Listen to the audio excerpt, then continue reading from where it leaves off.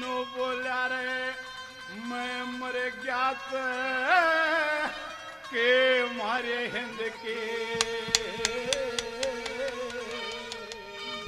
ये सुनने जे हो जाएंगे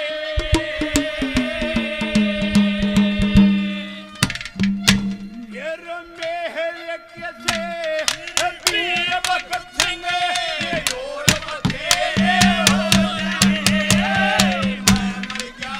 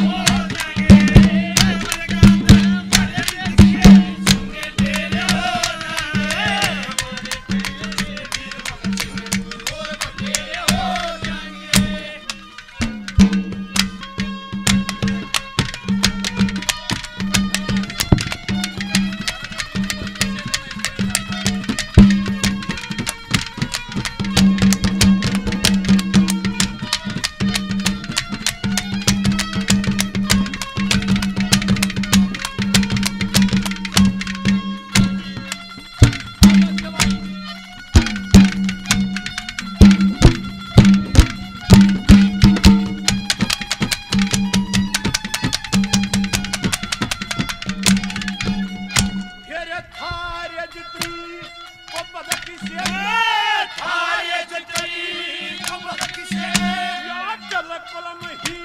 गई दासे हरे दर्द की मारी सारी जनता जड़ी मरी दासे गौ हत्या न बंद करी पाप की नहरी मरी दासे अरे मरण पे कांग्रेस के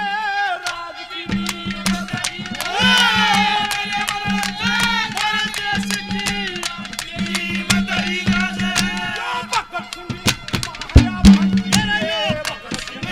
माया भाषी रे करबिए रे हो जाएंगे वीर भगत सिंह हो तेरे हो जाएंगे मर जाते मरे देश के सूखे तेरे हो जाएंगे और तेरे हो जाएंगे। पेज नंबर 4 पे वो भगत सिंह के कहने लगे बोला